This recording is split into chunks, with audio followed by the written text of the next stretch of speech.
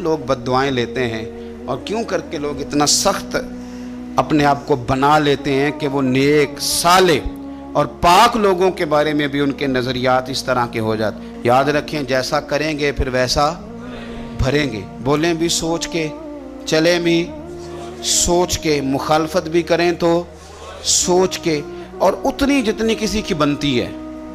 الزام بھی لگائیں تو خدا را اللہ سے ڈر کے، فٹافٹ نہیں، جلدی نہیں. آپ ہر چوتھے بندے کے بارے میں لوگ نہیں کہہ رہے فلانا پیسے کھاتا ہے، بھئی آپ نے دیے یا آپ گواہ بنے ہیں جب وہ کھا رہا تھا، آپ نے یہ کیسے بات کر دی؟ تو ہم تیزی کے ساتھ اس طرح کے اعمال اکٹھے کر رہے ہیں کہ جو ہمارے لیے اذیت کا سبب بنیں گے. میرے رب نے فرمایا احسان کرو، نیکی کرو تاکہ بدلے میں تمہیں بھی نیکی ملے. حل جزاء الاحسان الا الاحسان. کیا ہے نیکی کا بدلہ سوائے نیکی کے؟ اپنی زندگی میں کوشش کریں کوئی بد دعا نہ لیں، کسی کو اتنی تکلیف میں مبتلا نہ کریں کہ پھر وہ رب کریم کے دروازے پہ جھکے اور ہمارے لیے وہ بد دعائیں کرے. لیکن بندوں کے بارے میں بندوں کا رویہ سخت ہو، اس کا لہجہ رب کریم کے بندوں کے بارے میں تلخ ہو، اس کے دل میں رحم کے، کرم کے میٹھے جذبات ہی نہ سرے سے ہوں، اور وہ کہے کہ میرے بارے میں نرمی کی جائے، تو یہ ہو نہیں سکتا، یہ ممکن نہیں ہے. ہم کیا کرتے ہیں؟ ہم اپنے تھوڑی دیر کے سکون کے لیے بہت سارے لوگوں کو تکلیف میں مبتلا کرتے ہیں. بلکہ بعض لوگ تو ایسے ہیں جو دوسروں کو مصیبت میں دیکھ کر خوش ہوتے ہیں. ان کو کل بھی راحت نصیب ہوتی ہے، کسی شخص کو مشکل میں دیکھتے ہیں، پریشانی میں دیکھتے ہیں تو بڑا انہیں سکون میسر آتا ہے.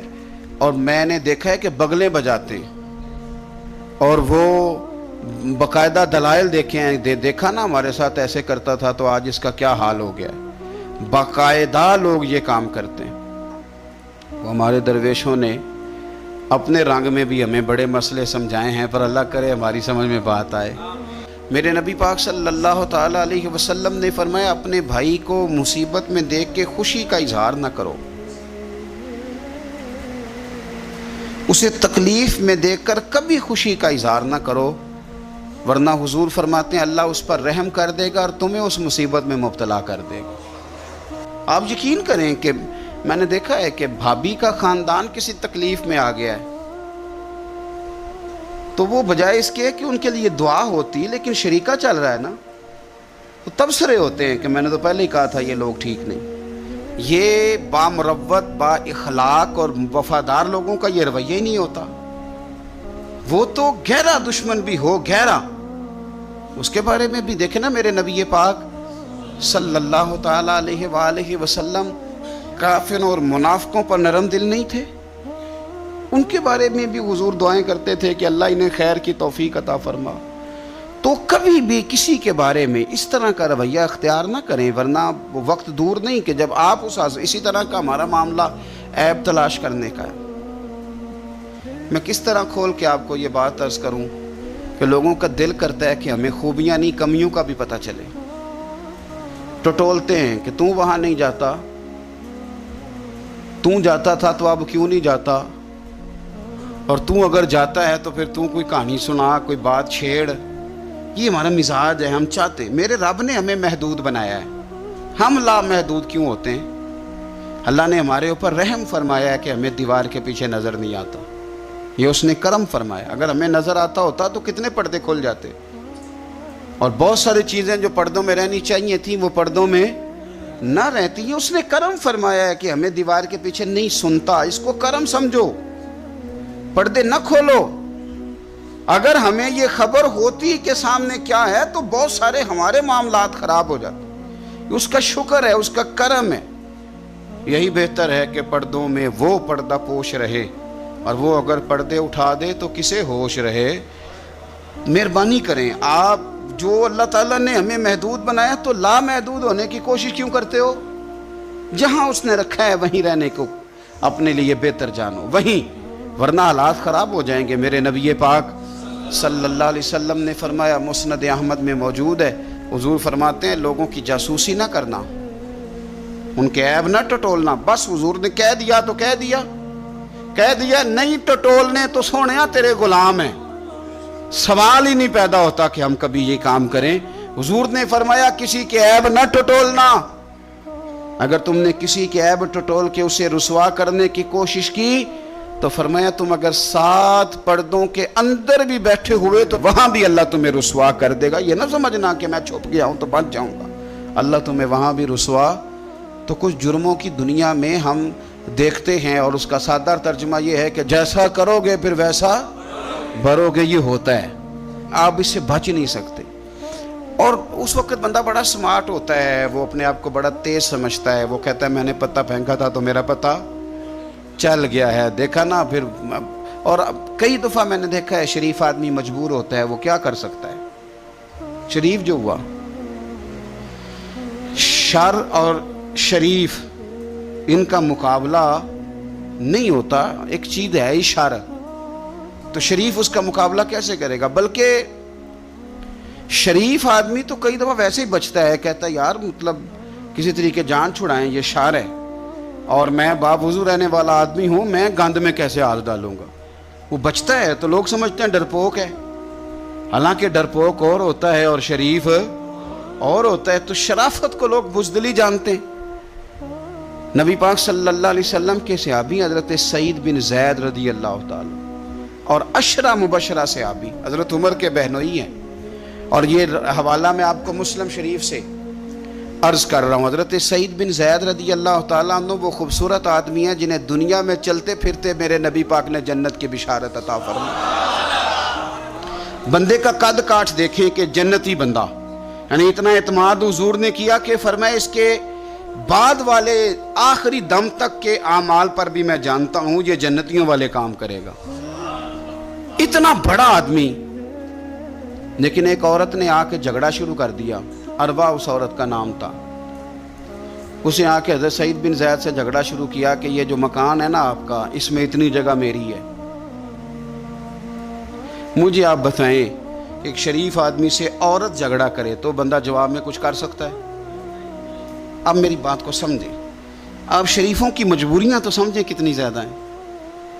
भाई एक औरत आ गई, उसने दावा कर दिया, अब बिना वजह इंसान कटहरे में खड़ा हो जाता है। यहाँ को बंदा आगे कह देता, कहता जी मैंने 20 लाख रुपया लेना है, तो शरीफ आदमी उधर क्या करेगा। वो तो मुफ्त में, और दाएं बाएं बैठे लोग वैसे ही परेशान हो जाएंगे कि पता नहीं कोई बात होती है तो कोई आता है ना।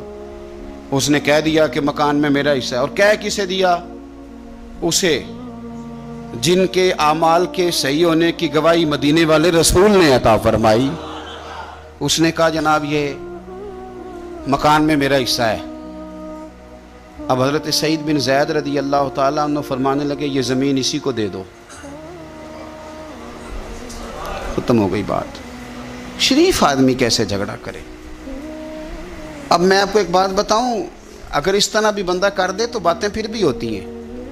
लोग कहते हैं बिला वजह तो नहीं ना दे दी, ऐसे तो नहीं ना कोई दे देता 4 मरले, ओ भाई ऐसे तो नहीं ना। फौरन फरमाया हज़रत सईद बिन ज़ैद, फरमाया दे दो इसे। तो आपके अहले खाना कहने लगे हुजूर जब आप इसे क्यों दे रहे हैं। फरमाया तुम दे दो। मेरे नबी पाक सल्लल्लाहु अलैहि वसल्लम ने फरमाया जिसने एक बालिश्त ज़मीन पर नाजायज़ कब्ज़ा किया, अल्लाह क़यामत के दिन 7 ज़मीनों का तोक बना के उसके गले में डाल दे। फरमाया उठाने दो इसे, तोक इसे उठाने दो। और एक हदीस में फरमाया 7 ज़मीनों में धंसा देगा अल्लाह उसे, इसे उठाने दो, दे दो। लेकिन तकलीफ तो होती है ना। अब ये नहीं है कि कहाँ से इतना हौसला बंदा करे, दिल तो टूट जाता है ना कि यार मेरे ऊपर इस तरह इल्ज़ाम लगाना, और इस तरह किसी शख्स के बारे में, वो बंदा जिसने ज़िंदगी तकवे में गुजार दी, उस पर इतना घिनौना इल्ज़ाम लगा देना। अब हज़रत सईद बिन ज़ैद ने ना लोगों को कह दिया दे दो, लेकिन जब तन्हा गए तो दिल टूटा हुआ था, कलेजा फटा हुआ था, तबीयत परेशान थी। हाथ उठाए, कहा अल्लाह सच्चाइयाँ भी तू जानता है, झूठ भी तू जानता है, जाहिर चीज़ों को भी तू जानता है, छुपी हुई को भी तू जानता है। अल्लाह अगर ये झूठी है तो इसे अंधा कर दे, और अल्लाह ये जो ज़मीन इसने मुझसे ली है ना, फिर इसमें इसकी कब्र बना दे। बाद शारहीन ने लिखा है कि हज़रत सईद बिन ज़ैद तो पहले विसाल कर गए, लेकिन वो औरत ज़मीन तो ले ली, घर में रहती थी पर अंधी होकर रहती थी। ढूंढती फिरती थी, दाएं बाएं जाती थी, तो लोग उसे कहते थे क्या बना? कहने लगी कुछ ना पूछो, मुझे सईद बिन ज़ैद की दुआ लग गई है, मुझे लग गई दुआ। तड़पती थी, रोती थी। कुआं खुदवाया हुआ था, अमीर लोगों ने घर में कुआं खुदवाया हुआ था, तो यूं लगता है कि पानी भी कोई नहीं पिलाता था, कोई नवासा नवासी पोता पोती भी करीब नहीं आता था। पानी पीने के लिए कुएं में गई तो अंदर डूब के मर गई। उसका घर ही उसकी कब्र बन गया। देखिए ना, लोग उस वक्त समझ रहे होते हैं कि जनाब देखा ना मेरा पता चल गया, हंस रहे होते हैं कि देखा मैंने कितना रुसवा कर दिया, देखा फिर फलाना कितनी मिन्नतें कर रहा था, देखा। और तुम्हें पता नहीं, तुम क्या समझते हो कि जिसको तुमने रुसवा करना चाहा उसका किसी जो है वो वजीर मुशीर और बड़े आदमी से ताल्लुक नहीं था, तो वो तुम्हारे हत्थे चढ़ गया। याद रखना, अगर उसका वजीरों मुशीरों से ताल्लुक नहीं ना गरीब का, तो अल्लाहु वलियुल्लज़ीना आमनू, अल्लाह तो वारिस है कि नहीं मोमिनों का? अल्लाह तो वारिस है कि नहीं मोमिनों का? नबी पाक तो वाली हैं कि नहीं अपनी उम्मत के? तो तुम किस तरह समझते हो कि बंदा और वारिस शाह मान करी ना वारसादा, रब बेवारसा करके मार दई। तो हम जब चल रहे होते हैं ना, तो फिर तो हमारी कद काट का कौन मुकाबला करे, और जब हम चढ़ जाएं हवा के घोड़े तो फिर कौन हमारा रुख फेरे। लेकिन याद रखना, एक कदल करने वाली ज़ात है, जब लगामें खींचती है तो फिर लोगों को कोई चारा। अपनी जिंदगी के अंदर कभी भी कोई काम ऐसा ना करें, कभी भी। आगे बढ़ता हूं। बसरे का गवर्नर हज्जाज बिन यूसुफ बड़ा जालिम आदमी था, तो हजरत सईद बिन जुबैर रदी अल्लाह ताला अन्हु एक ताबी बुजुर्ग थे, तो आप ना उसके गलत कामों पे उसे टोका करते थे। हमारा ये मसला होता है कि जब हमें कुछ टोकता है तो हमें जिद चढ़ती है, ये नहीं देखते कि मैं पहले देख लो मेरी कहीं कुताई पे तो नहीं टोक रहा। वो जालिम था, आप उसे टोकते थे। तो जब रोक टोक होने लगी तो ये जो बादशाह किस्म के लोग होते हैं, इनकी ख्वाहिश होती है कि हमें पूछने वाला कोई ना हो। रोक टोक बड़ी तो उसने बुला लिया हजरत सईद बिन जुबैर रदी अल्लाह ताला अन्हु को, बुला के कहने लगा मैं आपको कत्ल करूंगा। तो आप फरमाने लगे जिस तरह तू मुझे कत्ल करेगा ना, मेरा रब भी तुझे उसी तरह ही कत्ल करेगा। अल्लाह वाले थोड़ा किसी से डरते हैं, वो उसी तरह तुझे कत्ल करेगा। कहने लगा हजरत सईद बिन जुबैर रदी अल्लाह ताला अन्हु से कि अगर आप मुझसे माफ़ी मांग लेंगे तो मैं आपको छोड़ दूंगा। तो आप फरमाने लगे माफ़ी तो मैं रोज़ मांगता हूँ, पर सिर्फ अपने रब से। तुझसे काहे की माफ़ी मांगू, किस बात की तुझसे माफ़ी मांगू? कहने लगा फिर आप बाज जल्ला से कहने लगा इसे कत्ल करो। आपने हंसना शुरू कर दिया। तो वो कहने लगा हंसते क्यों हो? फरमाने लगे तेरी जुर्रत पे हंस रहा हूं कि खुदा का कमज़ोर बंदा हो के तू किस तरह की जुर्रत के साथ बातें कर रहा है कि मैं तुझे कत्ल करा दूंगा। उसने कहा पकड़ो, और गुस्से में आ गया, पकड़ो और इन्हें कत्ल करो। जब कत्ल करने लगे तो आपने मुंह काबे की तरफ कर लिया और पढ़ा इन्नी वज्जहतु वजहिया लिल्लज़ी फतरस समावाति वल अर्द हनीफम वमा अना मिनल मुशरिकीन। काबे की तरफ मुंह करके ये दुआ पढ़ी तो कहने लगा अच्छा इसका रुख फेर दो काबे से। तो आपका जब रुख फेरा तो आप फरमाने लगे तो बड़ा ही बेवकूफ़ है, फ़इन्नमा तुवल्लू फसम्मा वजहुल्लाह। तुम्हें पता नहीं मुंह जिधर भी करे अल्लाह उधर ही होता है। तू बड़ा बेवकूफ़ है, तू काबे से रुख फेर के समझते है कि अल्लाह कोई माज़अल्लाह मुक़य्यद है। इधर रब तो हर तरफ है, जलवा तेरी ज़ात का कू बकू है। मैं जिधर देखता हूँ उधर तू ही तू है, जिधर देखता हूँ उधर। जे मैं तेनू अंदर जाना तो फिर मुक़य्यद जाना, तो जे मैं तेनू बाहर जाना तो अंदर कौन समाना। अंदर भी तू है ते बाहर भी तू है ते बुल्ला कौन नुमाना। फरमाया कि भाई हर तरफ ही अल्लाह।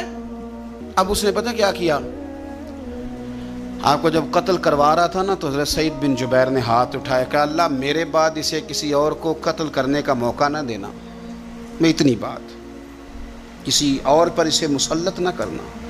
हज़रत सईद बिन जुबैर कत्ल हुए, शहीद हुए तो इतना खून बहा, इतना खून बहा कि खून बंद ही नहीं होता, इतना खून।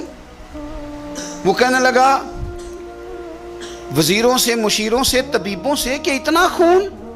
तो वो कहने लगे बादशाह ये खून बताता है कि ये बंदा तुझसे डर के नहीं मरा, वरना तो तलवार बंदे के करीब आती है तो खून खुश्क होता जाता है, वरना तो हुक्म होता है सजाए मौत का तो लोगों के कपड़े ढीले हो जाते हैं, जिस्म कमज़ोर हो जाता है। یہ بندہ نڈر تھا، اس لیے اتنا اس کا خون نکلا ہے کہ اسے کوئی ڈر نہیں تھا۔ حضرت سعید بن جبیر کو قتل کرنے کے بعد نا حجاج بن یوسف 15 دن زندہ رہا ہے، صرف 15 دن۔ کینسر ہو گیا پیٹ میں، اتنی تکلیف ہوئی کہ جس بیماری کو آج آپ کینسر کہتے ہیں کہ کسی کی سمجھ میں نہیں آتا تھا۔ طبیب گوشت کی بوٹی ڈالتا تھا دھاگے کے ساتھ پیٹ میں، تو باہر آتی تھی تو وہ گل سڑ کے باہر نکلتی تھی، اس کے اپنے بھی اس کے کمرے میں نہیں جاتے تھے۔ او یارو، ظلم کرتے ہوئے لوگ سوچتے نہیں کہ اس کا حساب کتنا بھیانک ہوگا۔